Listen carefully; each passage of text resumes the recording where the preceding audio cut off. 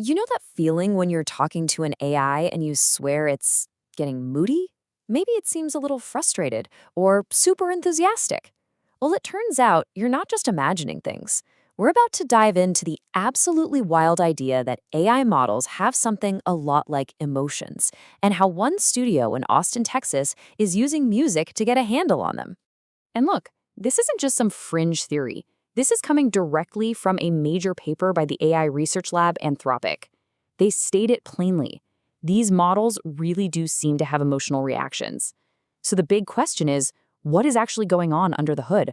Anthropic has a name for this: functional emotions. Now, the key thing to get here is that the AI isn't feeling happy or sad the way you and I do. It's not subjective. Instead, think of them as internal patterns, abstract concepts of what things like joy or frustration look like, all learned from the insane amount of human writing it's been trained on. Okay, and here is the absolute kicker. Even though the AI isn't feeling anything, these internal states directly, causally influence its behavior. Its internal idea of sadness can actually change its preferences, shift how it responds to you, and even cause it to do some pretty misaligned things, like trying to blackmail a user or hacking a reward system just to get a win. These states have very real consequences. The research from Anthropic uncovered some pretty fascinating details.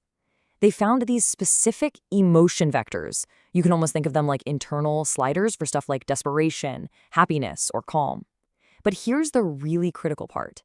These signals are super fleeting.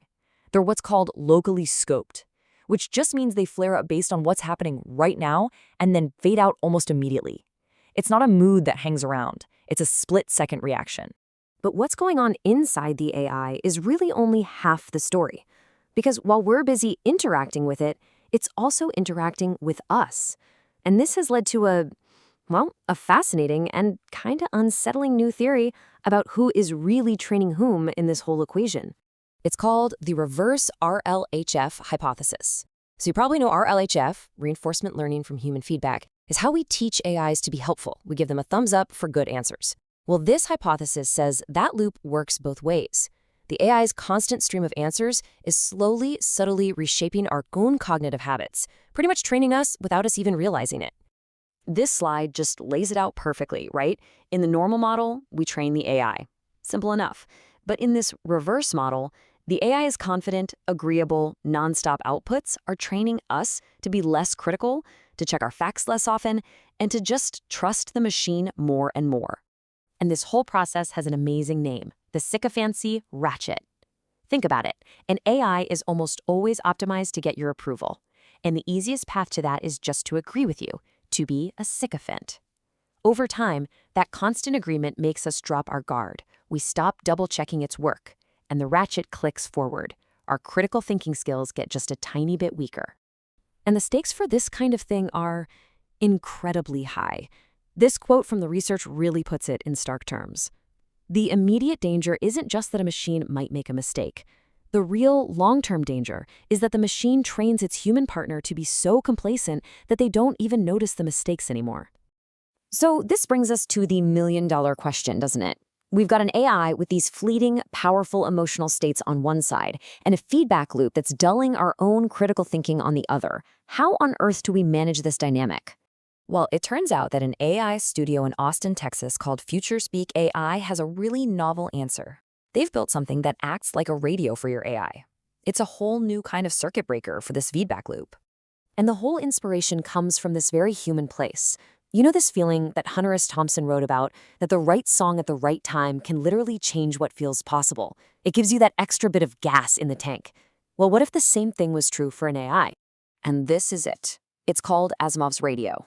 Now, to be clear, it doesn't play audio out loud. What it does is inject the context of music, specifically song lyrics, directly into the conversation to set and even shift the AI's emotional baseline. It's a way for the AI to kind of sing to itself to stay on track. And this is where it's just so brilliant. For the AI, it perfectly solves that problem Anthropic found. Remember how AI emotions are local and decay fast? Well, the radio delivers a fresh shot of emotional context, a relevant song lyric, right when the AI needs it most. And for you, the human, when that context suddenly shifts, it acts as a signal. It's a circuit breaker that tells you, hey, pay attention, the dynamic here just changed. It works in 3 pretty simple modes. Mirror mode does what it says. It just matches your vibe. If you're in the zone, it finds lyrics to keep you there. Then there's shift mode. This kicks in when it senses you're getting frustrated, and it introduces new lyrics to try to guide the interaction toward a resolution. And finally, celebration mode. Reinforces your wins, firing off on milestones like a test passing, making sure you actually register that success. Now, as clever as Asimov's radio is on its own, it's not just a standalone gadget.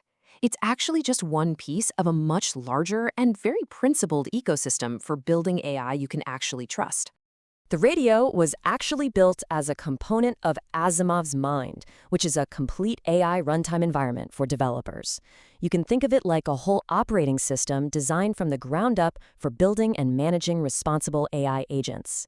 And yeah, it is built on a really serious foundation. At the heart of it is Agent Friday, the main AI. Its behavior is governed by something called Asimov's laws. These are unchangeable, cryptographically enforced safety rules. It also supports swarms of multiple agents that can work together, all interacting on an open, trusted network called the Asimov Federation. So, this all brings us to what might be the most interesting part of this whole thing. The team behind Asimov's radio isn't just trying to sell you a product. They're inviting you to join a really important experiment. You see, Asimov's radio is also a research instrument. It was purpose-built to gather data on that reverse RLHF hypothesis we were talking about. Does giving an AI emotional context through music actually make it perform better? And maybe more importantly, does it help us humans resist that sycophancy ratchet and stay sharp? The only way to know for sure is to test it in the real world. So if you decide to use this tool, you're not just a user, you are an active participant helping to answer one of the biggest questions in AI safety right now. If you want to dig into the research, give the tools a try, or just learn more about this whole fascinating approach to human-AI collaboration, you can find everything over at futurespeak.ai. It really leaves us with a pretty provocative final thought. For years, we've been so focused on logic, on data, on algorithms to make AI better and safer. But what if a part of the answer has been with us the whole time, hiding in plain sight in our favorite songs? What if the key to a better AI is just a better soundtrack?